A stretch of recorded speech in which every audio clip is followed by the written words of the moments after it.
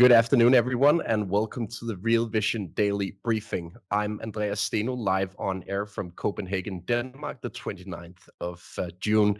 We've had a lot of central bank talk today, but a fairly quiet day on markets in response to all of the talking. So to assess the upcoming trends with us, I'm joined by not only a friend of the show, but also a friend of mine. Darius Dale, the founder of 42 Macro. Welcome to the show. How are you, Darius, my friend? I'm well, my friend. How you doing, brother? It's good to see you, man. Yeah, likewise. I actually wanted to start with a quote that you also tweeted earlier today. And Mhm. now I'm reading out aloud here. It's from Jay Powell. We have the tools and resolve to return inflation to the 2% inflation target. The process is highly likely to involve some pain, but an even worse pain would be failing to achieve our objective. What do you make of that quote? It's pretty direct. Yeah, it's unusually direct, right? Central bankers are very rarely just sort of straightforward with their intentions, particularly as it relates to withdrawing of liquidity from markets. They're usually very straightforward when they're talking about adding liquidity. What I take from this, and I want to paint a picture for everyone. Imagine we're at I don't know, let's call it 10-year-old's birthday party. Let's give him 12. 12 is a little bit more strength. We're at a 12-year-old's birthday party in your backyard. You're talking to your buddies out, and all the kids are sitting around a tree. And there's a 12-year-old with an aluminum baseball bat, swinging at a pinata. But except this 12-year-old doesn't have a blindfold on. This 12-year-old is going to whack and whack and whack that baseball bat until the candy spills out. And that candy spilling out is inflation returning back to target. So be prepared for that for a bumpy road ahead. Yeah, thanks for that picture, Darius. Yeah, This is probably as crystal clear as it gets from a central yeah, bank that they want to see demand destruction. So let's get to the probably hottest topic of the moment, the risk of a recession. Because obviously, when a central bank goes aggressively ahead and tightens policy, there's a risk of a recession. yeah. If we look at current risk measures of a recession, how big of a probability do you think there is for a recession over the next say 1 2 quarters? Yeah, so I'm going to go. So I've actually sent a series of charts on this, and I think it's Mm, very important to unpack at least the first few, which is the model implied probability. So I'm not a big believer in recreating the wheel. If I have, let me add another saying. I've been on the roll with sayings this year. Smart people don't recreate the wheel; they create electric vehicles. And so what I mean by mm. that is if something out there exists and it's really good and it's back tested and it back tests well, then use it. Don't waste a bunch of time trying to figure out and recreate it yourself. So, and that's what I mean by this. These recession probability models. One, the blue line in that chart. Recession watch model implied probability. Brian is the chart. The blue line in the top panel is the New York Fed's model that goes all the way back to the early '60s, and then the red line in the chart shows the yield curve implied recession probability models. I blended those two together based on the 10-2 spread and the 10s 3 spread, 10-year 3 month spread. And right now, the former, the New York Fed model is at 4%. And it typically is somewhere around 27% on average heading into recession. Again, average, you've heard me also say average is the most dangerous word in finance. So be careful of that. But understanding that we need some sort of guidepost. The yield curve model is a little bit lot closer to signaling recession over the next 12 months. That's at 25%. And on average, in terms of the cycles that it's seen, it's only been around since 1992. That average reading prior to just the onset of recession is around 35%. So we're pretty close there. Yeah. At least it signals that there is a clear risk over the next 12 months. And I guess one of the areas of the economy that we need to watch closely when it comes to the recession risk is the consumer. We know that the consumer is important for the US economy. What do you make of the most recent trends that we've seen in consumer confidence and the embedded risk of a recession? Oh yeah, so I heard you were talking yesterday on this very brilliantly, might add. I just have a few couple things to follow up with because I thought you sort of hit the nail on the head as it relates to the what the decline in consumer confidence is signaling. So the two charts on that. So Brian, the next chart's consumer confidence, recession watch consumer confidence. We just show one of the things you want to look at to gauge whether you're in recession because typically what happens the NBR comes out after the fact and tells you you're in recession. You don't know you're in recession generally speaking until it's too late. Generally speaking, the markets are forward looking and they're obviously moving that direction into it. And so very clearly, I think we're one of these pre-recessionary periods. When you look at the breakdown in consumer confidence, particularly below its trailing 3-year trend, historically that's been a very clean cut indicator that you're either in or is closely headed to recession. And as we can see from this most recent conference board print, which is actually a better indicator than the University of Michigan print for a variety of reasons, not the least of which it's tethered to the labor market, not inflation. That number at 99 is just collapsing below its trailing 3-year trend of 110. So that's a kind of a green light, if you will, from a recession signaling indicator. And then another sort of green light or bright red, if you want to think about it from the risk perspective, would be the next chart, where we show consumer expectations. So I'll take a second to explain this chart. It's a little bit more complicated. The top panel just shows consumer confidence expectations relative to present situation. As you can see, there's a pretty substantial sort of divide. The expectations index is all the way down at 66, whereas the present situation index is all the way up at 147, which feels like an economy growing 10% nominally, right? Well, the expectation is clearly that the economy is very much not going to be growing 10% nominally. And when you look at that bottom panel, which just shows the point spread between those two indicators, we're at minus, I want to say 81 or so on that indicator. That's a first percentile reading. And as you can see, just going back, scanning your eyes across to the left of the chart, respecting the x-axis, historically, when you get to a deeply negative reading in this chart, as a first percentile reading would imply, you are headed into recession, my friends. So the consumer thinks we're headed into recession. I'm not so sure that the average investor realizes that yet. No, I agree on the latter, at least. Yeah. I guess the textbook definition of a recession is two subsequent quarters of negative quarter-on-quarter growth, right? We actually had revised numbers out of the first quarter earlier today, showing minus 1.6 in the annualized decline in the first quarter GDP growth. So, I mean, we just need a negative quarter this quarter to call it a recession, don't we? Not so fast, my friend. See, there are two types of recessions. There's the technical recession, as you just highlighted, which is two negative quarters of GDP. But there's also the actual recession that markets are, trying to sniff out and price in, which is a statistically significant deviation to the downside in output. And you can measure output obviously through GDP, total employment, income, industrial production, et cetera, consumer spending, et cetera. And we have not seen anything of the sort.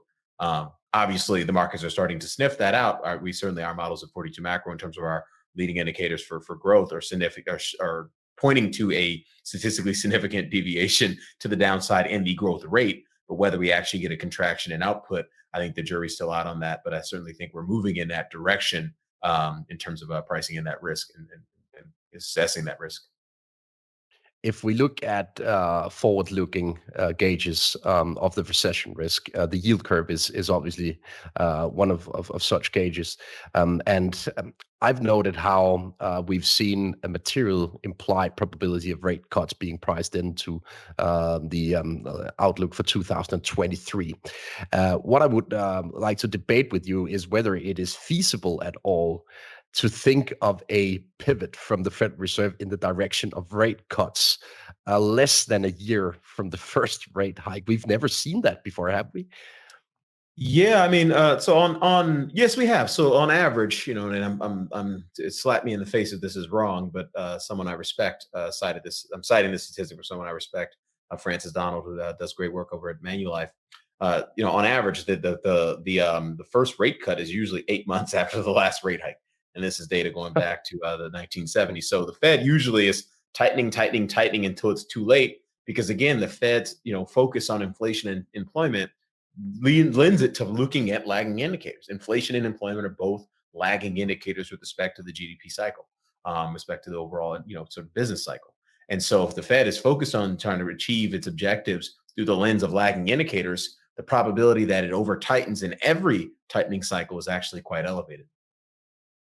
Yeah, but I referred to less than a year from the first rate hike, not the last rate hike. Oh, first rate hike. At least Sorry. that would at least be That something would be new, I new. guess. If yeah, That would be very new. if they manage to turn around that quickly. I also wanted to pick your brain on a few developments from the central bank conference in Portugal taking place over the course of this week, because we had a panel debate between Christine Lagarde from the ECB, Jay Powell from the Federal Reserve, and Andrew Bailey from Bank of England. What a panel, by the way!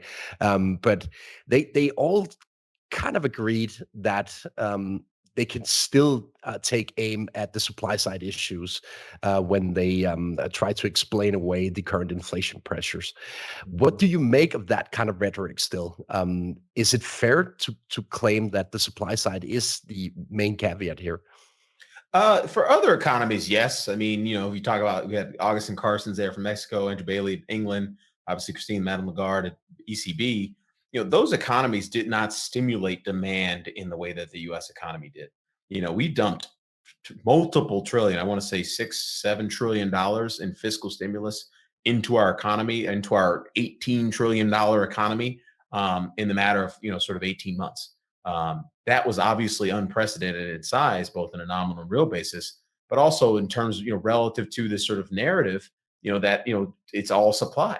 No, supply is set, and I know a thing or two about economics, having studied them on the hallowed grounds of Prospect Street in New Haven. Those of you who know where that is. Price is set at the intersection of supply and demand. You don't just get supply generating price. There needs to be a level of demand that exceeds supply. And what we've had is an inward shift in the supply curve that the Fed is now trying to perpetuate a similar shift in the demand curve. Otherwise, you're going to continue to have elevated prices. So to me, that was one of the two things I really took away from the event, which is, yes, supply matters, but ultimately you cannot have a sustained bout of inflation without, supply having issues, across, whether it be physical commodities, et cetera. And then two, the second thing I took away was, didn't Powell just kind of seem exasperated? Like he almost felt like he was at low energy. Maybe he was sick or something. But I think he's just tired of explaining and repeating himself. Guys, I'm going to tighten until inflation returns back to our target. And I think he's just, as a human being, is just sick of trying to come up with a bunch of different clever ways to say it. There's too many ways. Mm. We're all looking for tea leaves, and quite frankly, we need to stop drinking the tea. Yeah, I perfectly agree with you. He's been very direct lately, so we know what he's after. It's a bit trickier to assess the Bank of England and the European Central Bank from that perspective. Bailey, for example, from Bank of England, said today that we should basically be prepared for inflation staying around for much longer in Europe than in the US. I find that a very interesting signal to send as a central bank. At least they're preparing us for inflation numbers running hot into Yeah. the autumn as well. Absolutely. Uh, So on the inflation numbers running hot, obviously we get core PCE tomorrow. The probability that we see an upside surprise is actually higher than the probability we see a downside surprise, although generally speaking, these data points come in line. So the highest probability is an inline statistic. But if you're a betting man, just given the breadth of inflation that we saw in the May CPI report, when you look at things that are very closely correlated to core PCE, like median CPI accelerating to an all-time high on both the year-over-year and 3-month annualized basis, sticky CPI accelerating to 30-year highs on both a 3-month annualized and year-over-year basis. Those two things have historically been very highly correlated with core PCE. So this expectation that core PCE is going to continue to decelerate year-over-year and have a very modest uptick month over month, I think that's kind of scary. I think it's scary. mm. It is. One of the things that's extremely important for inflation is the housing market.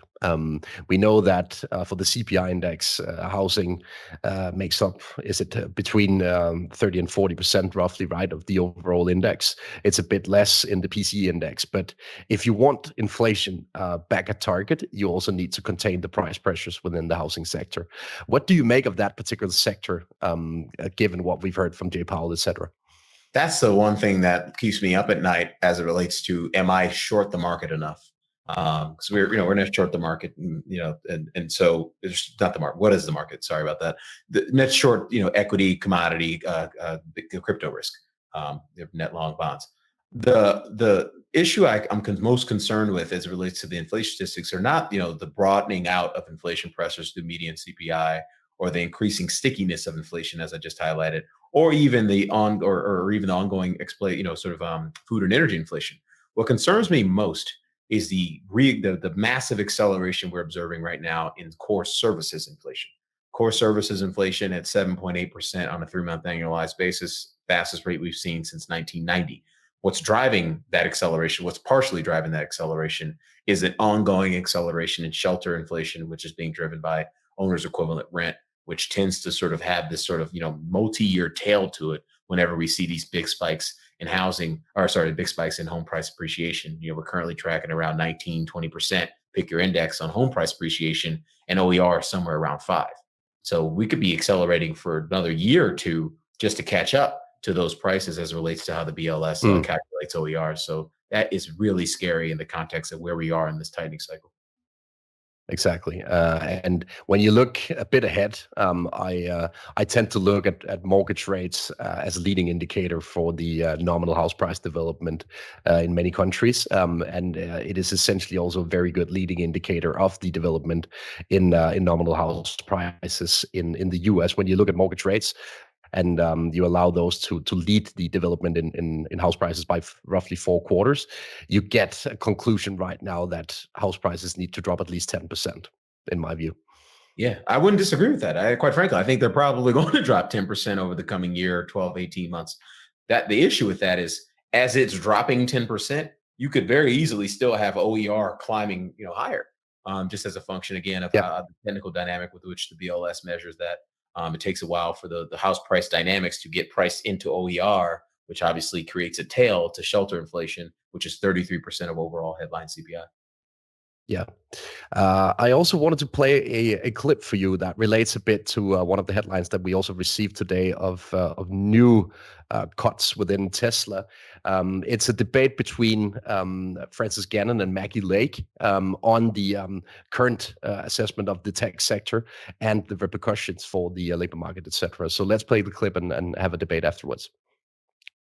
The tech companies that are getting hit today, higher rates are causing people to kind of refocus and pivot away from those long duration assets, which have done so well for a period of time. And that's key to what I think is happening in the market and the shifts we're seeing in the market with those big tech names underperforming and have been underperforming now for a period of time. And I think those areas of the market are going to be, as we've been saying internally here, the ATM, if you will, the cash machine for the rest of the market. We have been investing in the same companies, in a zero interest rate policy world or very low interest rate policy world for a long period of time. And so for us to talk about investing in small cap companies that have cash flow and earnings, is kind of an odd thing when you could just buy Apple or Google or whatever you wanted to buy for the past 10 years. Now I think the market is shifting. So I think as rates move up, the focus of the market is changing. You can watch the entire interview with Francis Gannon if you are an Essential Plus or Pro subscriber to the Real Vision platform. But back to the topic on the tech companies, they've taken a massive hit as a consequence of the repricing of interest rates and the firmer Fed policy. What do you make of that sector given what we heard from Jay Powell earlier today? Yeah, so one, they've gotten hit from the style factor side of the trade on this sort of rise in real interest rates. One of the biggest, sharpest rises, increases in real interest rates we've ever seen. If you look at the real 10-year yield, this is data going back to the late 70s, early 80s. This is the biggest. We've seen a 3 sigma delta, a z-score of 3 on a trailing 3-year basis in terms of that statistic. That's obviously going to have issues as it relates to the style factor dispersion within the equity market, but it's obviously going to have a real meaningful impact on the economy. And on the economy, I think the fourth chart I sent you, Brian, just sort of talks about corporate profits to me, because this has been, we've been very vocal about this all year, and I think it's becoming increasingly consensus, but it certainly was not consensus when we started calling out the risk of a developing earnings recession. If you look at sort of consensus earnings estimates, I think we all can get the joke that, Wall Street analysts have been, for lack of a better word, out to lunch as it relates to earnings estimates. Just looking at the S&P 500, for example, at $228 a share, that's a new all-time high. We're still trending higher in next 12 months earnings expectations. Meanwhile, Google searches, borrowing your chart from yesterday, Google searches for a recession are hitting an all-time high. So clearly something's got to give in that dichotomy. But going back to this chart, Brian, this corporate profits chart, historically speaking, in recession, you typically get a severe drawdown in corporate profits, 10, 20, 30, 40% in corporate profits. And so, very rarely do you see corporate profits rise in recession. There have been a couple occasions, but on balance, you're looking at about a Mm, 80% probability of seeing a severe reduction in corporate profits. So going back to this comment that the prior guest made, this earnings season, when you think about where the earnings and cash flows come from in the market and broadly in the economy, it is from those types of companies. So the reality is mm, we can't have an earnings recession or pretty much an outright recession unless you're seeing some pain and degradation in those kind of what a quote unquote fortress, balance sheet, high cash flow, high quality compounder type names. And so this might be the first time for guys in my generation, our age, who've ever seen these companies really take a beating on the earnings front and really obviously take a serious significant beating on the equity price mm. front. I mean, currently we have, I'd say, almost a massive divergence between corporate confidence and consumer confidence, probably driven by solid margins, solid profits still, and negative real wage growth for the consumers, right?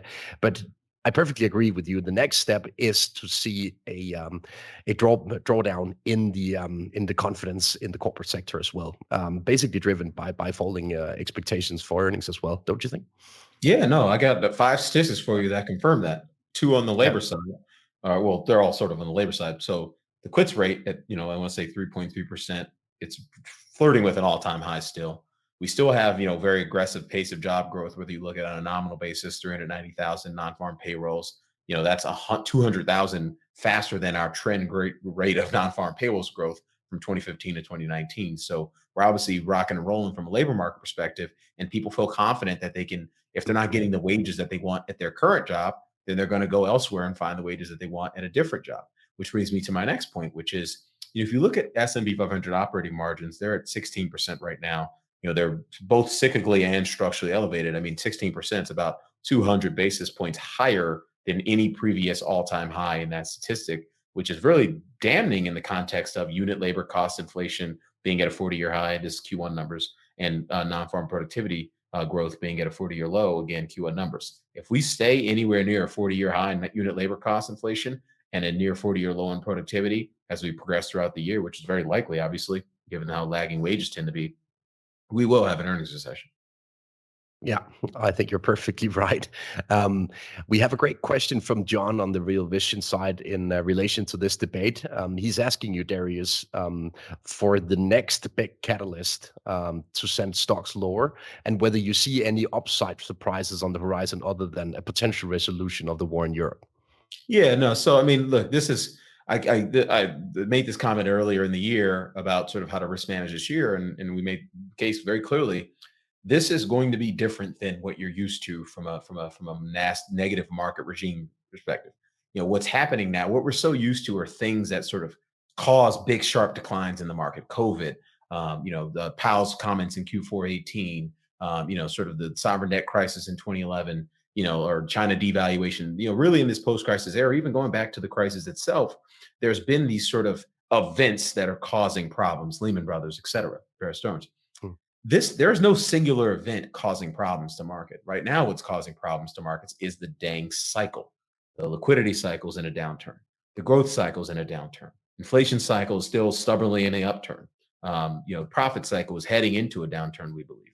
And so when you add all those things up, you look at what's the next major catalyst. The answer to the question is it could be any catalyst. Any one of those hmm. things could be a problem for the market at any given time, just given that a lot of investors, from a positioning standpoint, continue to be very levered on one side of the boat, and that's the wrong side of the boat to be on. If you have a central bank head like Jay Powell, who's taking an aluminum bat to the valuation of the market. Yeah, and in regards to that aluminum bat, we have a question from Leon on whether the U.S. fiscal situation basically limits the Fed's ability to raise interest rates. What do you make of that debate?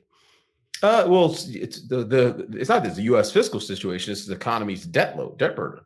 I Yeah, mean, you look at our debt burden is, if you on a private non-financial sector basis, not even including the public sector, because I tend to think that the public sector will find a way to get its capitalization if it needs to, regulatory, force the Fed to do things. There's a lot of things that the government can do to get capitalized. The problem is the private sector. There's a lot of things the private sector can do to try to get capitalized, but it may not. And that obviously causes growth to slow. So when you look at private non-financial sector debt to GDP, that's somewhere around 160%. That's up, 6,000 basis points from where it was a few decades ago. So that's Yeah. that's a big move higher. And so this economy, this is one of the reasons why interest rates, both terminal Fed funds, real interest rates, sort of corporate borrowing costs, mortgage rates, all interest rates have made a series of lower highs and lower lows, really for an extended period of time. Going back 40 years or so, partially for two reasons. One, we beat inflation, the beat inflation dragon. Paul Volcker did. And then number two, the debt has grown, both from a public sector balance sheet and a private sector balance sheet perspective. So we will run into problems economically, which goes back to the beginning of our conversation. It's why we're talking about recession in the first place. Exactly. And in that regards, we've, for some reason, not touched upon commodities yet. We have a question from Bill in relation to the weakening that we've seen in the commodity space over the past, say, 2-3 weeks. Could that be a signal that we could actually engineer a soft landing if we get almost a landslide in material prices, energy prices, etc.? Will that help central banks engineer a soft landing? Yes, because what it will do, it will truncate the amount of time. Time is a real critical factor here. The amount of time that the Fed will, remain engaged in removing liquidity from financial markets and ultimately tightening the screws on the real economy, which is very financialized, by the way. I tweeted this a while back, or during the Fed FOMC, June FOMC. 70% of private non-financial sector debt is not on bank balance sheet. It's securitized in the United States. And so what that means is changes in financial markets have a significant impact on changes in the economy. If this was all on bank balance sheet, then, you could just sort of hodl it out and wait it out. And, senior loan officers can just sort of do their thing and keep it pushing.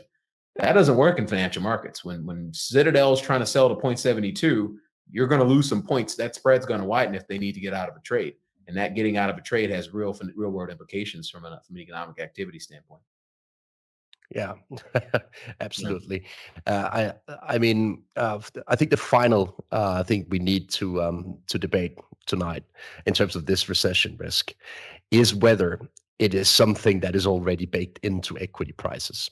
I've heard that argument before already this year that, well, if you look at the correlation between S&P 500 and ISM manufacturing, you already have a hint of a sub 50 figure in the ISM manufacturing from equities already now. So what do you make of that debate? Is a very material slowdown already baked into markets?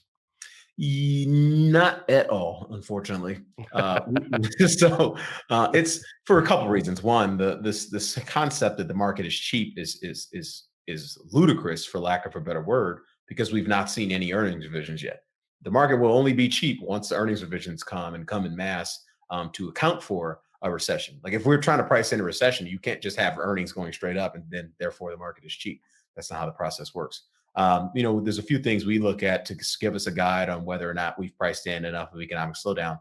The first would be looking at the S&P 500's next 12 months earnings yield, which is currently being flattered by earnings, expectations. And so, we've seen that thing right at 5. It's right now it's at 5, roughly around 5.8%. It can get up to around 7% in a very shallow recession. It can get up to about 9-10% in a deep recession, which is what the 2001 and then 2007 to 2009 recessions were. So that's one. And then there's another statistic that we look at, which is the S&P 500's high beta, low beta ratio. So looking at the ratio between high beta stocks and low beta stocks as an index. And historically speaking, in the last 3 non-recessionary slowdowns that we've had in the economy, so you're talking about 2010 to 2012. You had 2015 to 2016, and then obviously 2018 to 2019. I'm not going to call COVID a recession. You saw that statistic go down by 35, 40%. Right now, we're only tracking down at around 21, 22, 23%. So if this is not a recession, the market needs to basically go down by another half of what it's already done, or double what it's already done, peak to trough. And if this is a recession, that statistic can go down by 40, 50, 60%. We've seen that before. So I think we're probably somewhere close to anywhere between inning 4 to 6 in market terms, probably closer to 4 than 6, but who knows? Yeah, let's see. We can conclude with a quote from Jay Powell from earlier today as well, stating that he hopes that growth will remain positive as they bring inflation down with this firmer Fed policy. Darius, it was a massive pleasure to interview you again this afternoon. Thanks for joining. Always a pleasure, Andreas, man. It's great to see you, man. Likewise, we will be back again tomorrow. My colleague Ash Bennington will interview Tavi Costa tomorrow afternoon. Thanks for watching the Real Vision Daily Briefing. I'm Andreas Steno. See you tomorrow.